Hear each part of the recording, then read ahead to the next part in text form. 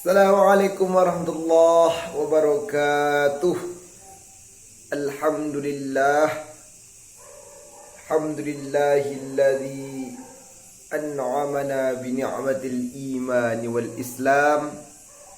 Asyhadu an la ilaha illallah wahdahu la syarika lah. Wa asyhadu anna Muhammadan abduhu wa rasuluh la nabiyya ba'dah. Allahumma salli wa sallim ala Sayyidina Muhammad wa ala ali Sayyidina Muhammad. Saudara-saudaraku seiman, sebangsa dan setanah air yang dirahmati Allah Subhanahu wa ta'ala. Saya teringat dalam sebuah kisah ketika Rasulullah Shallallahu Alaihi Wasallam berhijrah dari kota Mekah menuju kota Madinah. Pada waktu itu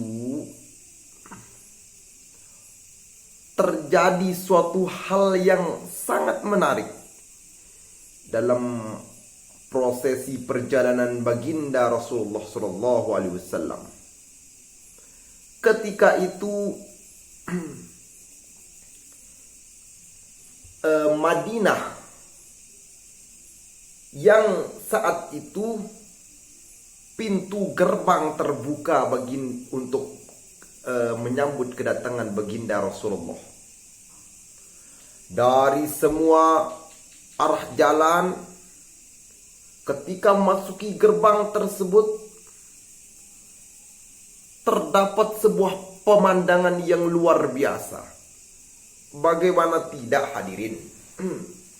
Seorang yang dimuliakan, seorang yang diagungkan, makhluk terbaik di muka bumi, yaitu Nabi Muhammad SAW, datang ke sebuah kota. Jangankan seorang nabi, baginda Rasulullah, seorang presiden, gubernur, kalau dikaitkan dengan konteks sekarang, seumpama seperti itu, pasti disambut dengan hal yang meriah, hal yang menarik, hal yang luar biasa seperti itu. Apalagi presiden mengunjungi suatu daerah, pasti itu akan disambut dengan hal yang baik. Tidak mungkin seorang pemimpin negara, seorang pemimpin bangsa dibiarkan jalan bersendiri dan lain sebagainya. Apalagi ini seorang nabi, seorang makhluk terbaik yang mempengaruhi, yang memiliki pengaruh luar biasa atas peradaban dunia, terutama berkaitan dengan ajaran kita, agama Islam, seperti itu. Sampai dalam buku tersebut dijelaskan setiap rumah pada masyarakat Madinah pada waktu itu, segala sesuatu dari sandang pangan, makanan-makanan, minuman-minuman di setiap rumah itu disiapkan dengan sangat baik. Karena apa? Tujuannya apa? Tujuannya cuma satu, agar Rasulullah sudi untuk singgah di rumah mereka pada waktu itu. Singkat cerita, ketika Rasulullah SAW turun dari ontanya, karena pada waktu itu beliau menggunakan onta sebagai kendaraan untuk hijrah, karena kita tahu bahwa mobil, motor tidak ada pada waktu itu, maka kendaraannya adalah onta. Ketika onta ini turun, maka terjadi hal yang luar biasa. Disambut Rasulullah turun dari ontanya, Rasulullah turun dari ontanya disambut dengan meriah, salam, terus pokoknya bagaimana menyambut orang yang luar biasa seperti itu. Sampai ontanya gelendong dibawa oleh para masyarakat pada waktu itu. Dibawa ontanya ini sampai beliau mengatakan, Rasulullah SAW bersabda pada waktu itu kepada orang-orang, masyarakat Arab, masyarakat Madinah, coba kalian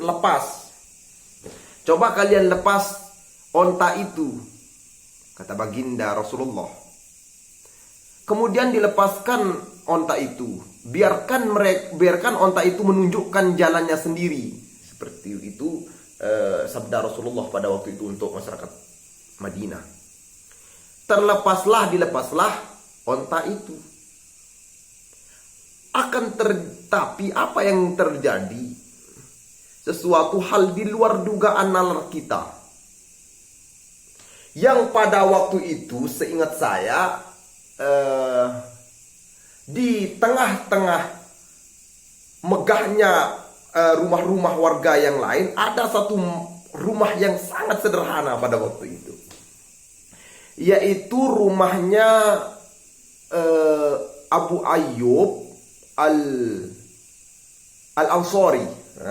Abu Ayyub Al-Ansari, dia memiliki rumah yang sangat sederhana pada waktu itu. Dan ketika onta itu dilepas dan menunjukkan arah jalannya sendiri, singkat ceritanya seperti itu. Kemudian rumah-rumah yang megah tadi itu pada dilewati semuanya. Dan dia malah masuk ke rumah Abu Ayyub Al-Ansari yang notabene itu merupakan rumah yang sederhana. Nah, kalau kita lihat sekarang dalam konteks Indonesia, terutama Nusantara, ketika seorang pemimpin, ketika seorang bangsawan, orang yang tinggi, mungkin agak mustahil seperti itu. Agak mustahil untuk memasuki rumah yang sederhana, sedangkan rumah yang bagus itu lebih banyak. Tapi tidak bagi baginda Rasulullah. Ketika itu si onta ini malah masuk ke rumah yang sederhana tadi, Abu Ayyub Al-Ansari. Dan di sanalah singgahnya seorang nabi terbaik, pemimpin umat Islam, yaitu Nabi Muhammad SAW.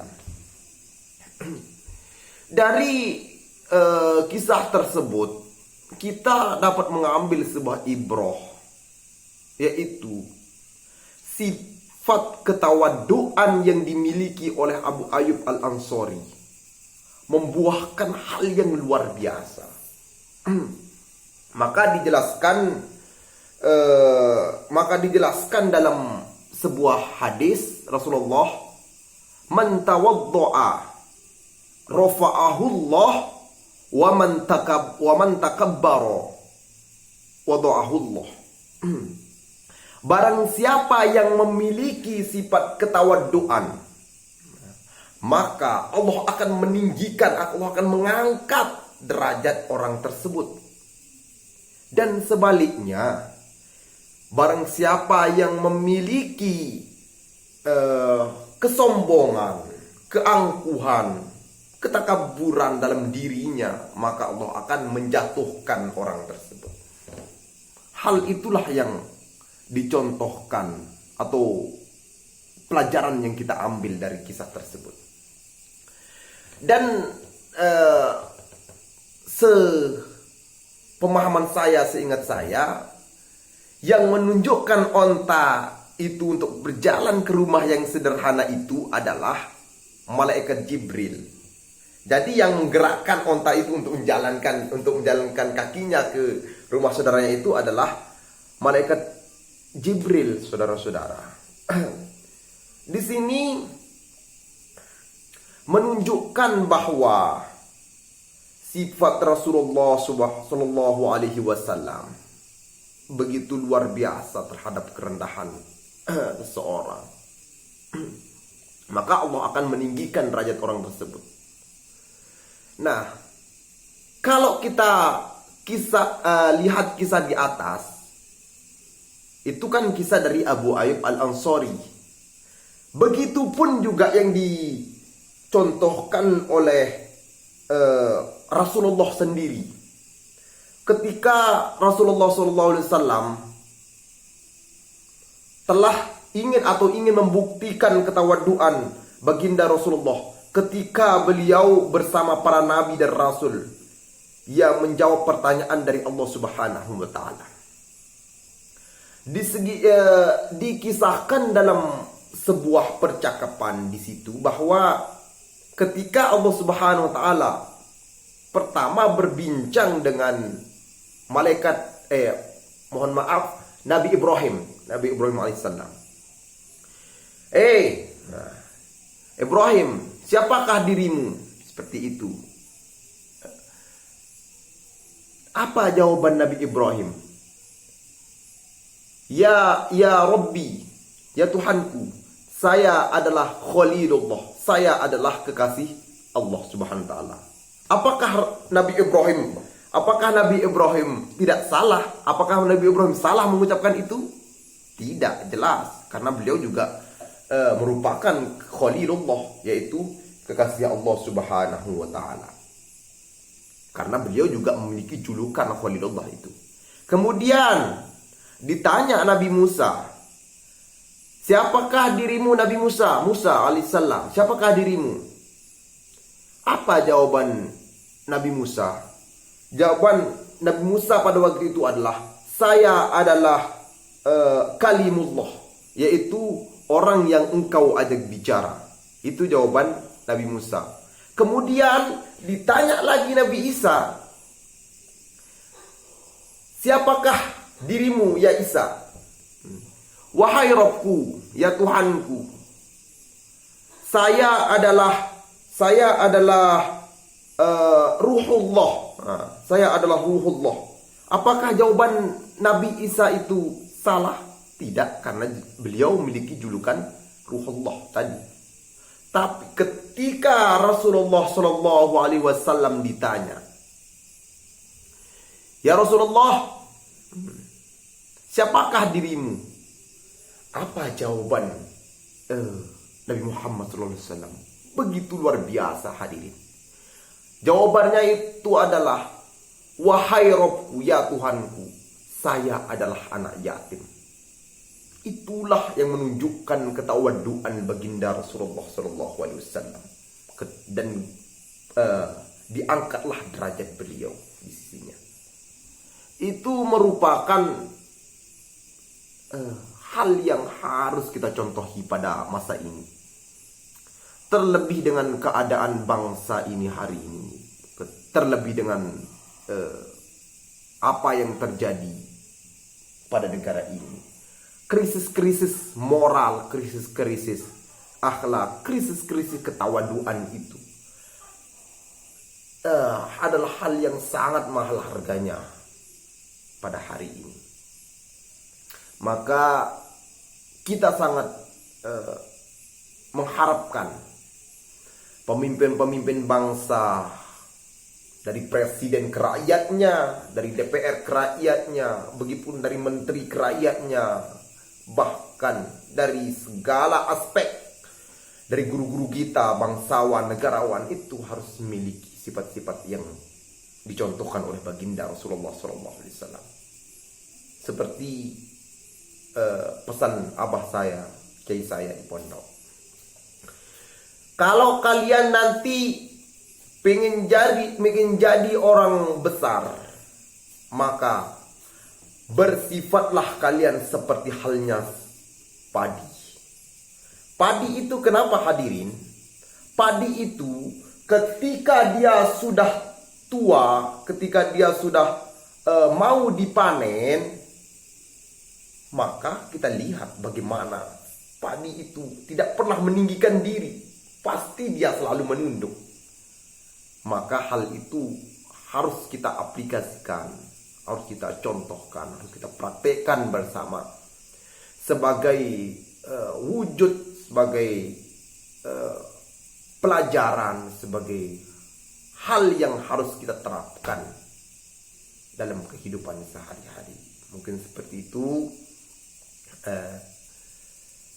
Mohon maaf kalau ada tutur kata yang salah.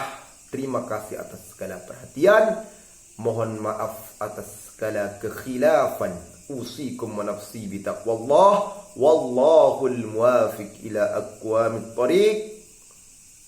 Assalamualaikum warahmatullahi wabarakatuh.